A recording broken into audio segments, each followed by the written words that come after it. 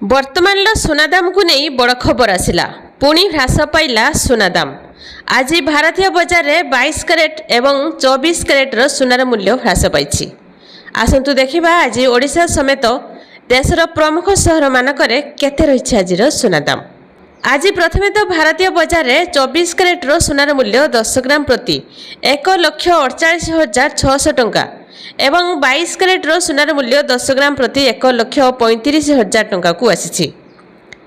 ଓଡ଼ିଶା ରାଜଧାନୀ ଭୁବନେଶ୍ୱରରେ 24 କ୍ୟାରେଟର ସୁନାର ମୂଲ୍ୟ 10 ଗ୍ରାମ ପ୍ରତି 1,48,660 ଟଙ୍କା ଏବଂ 22 କ୍ୟାରେଟର ସୁନାର ମୂଲ୍ୟ 10 ଗ୍ରାମ ପ୍ରତି 1,35,499 ଟଙ୍କାରେ ରହିଛି।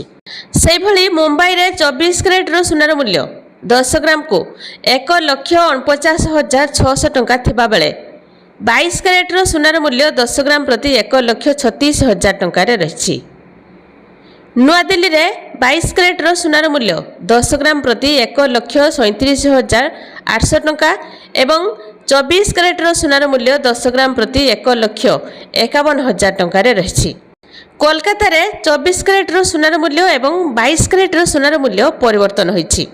ଆଜି 22 କ୍ୟାରେଟର ସୁନାର ମୂଲ୍ୟ 10 ଗ୍ରାମ ପ୍ରତି 1,35,700 ଟଙ୍କା ଥିବାବେଳେ 24 କ୍ୟାରେଟର ସୁନାର ମୂଲ୍ୟ 10 ଗ୍ରାମ ପ୍ରତି 1,48,000 ଟଙ୍କାରେ ରହିଛି।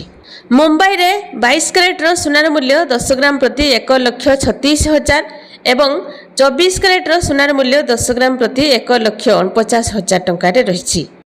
ସେହିଭଳି ଦକ୍ଷିଣ ଭାରତ ପ୍ରମୁଖ ସହର ଚେନ୍ନାଇରେ 24 କ୍ୟାରେଟର ସୁନାର ମୂଲ୍ୟ 10 ଗ୍ରାମ ପ୍ରତି 1,50,600 ଟଙ୍କା ଏବଂ 22 କ୍ୟାରେଟର ସୁନାର ମୂଲ୍ୟ 10 ଗ୍ରାମ ପ୍ରତି 1,36,000 ଟଙ୍କାରେ ରହିଛି।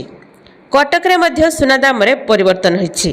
ଆଜି 22 କ୍ୟାରେଟର ସୁନାର ମୂଲ୍ୟ 10 ଗ୍ରାମ ପ୍ରତି 1,34,600 ଟଙ୍କା ଥିବାବେଳେ 24 କ୍ୟାରେଟର ସୁନାର ମୂଲ୍ୟ 10 ଗ୍ରାମ ପ୍ରତି 1,48,000 ଟଙ୍କାରେ ରହିଛି।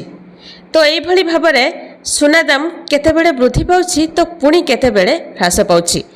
ବିଶେଷଜ୍ଞମାନେ ମତ ଦେଉଛନ୍ତି ଯେ ଆଗାମୀ ଦିନରେ ସୁନା ଦାମ ଆହୁରି ଶସ୍ତା ହେବ, ଯାହାକି 70,000ରୁ 80,000 ସ୍ତରକୁ ଖସିବ।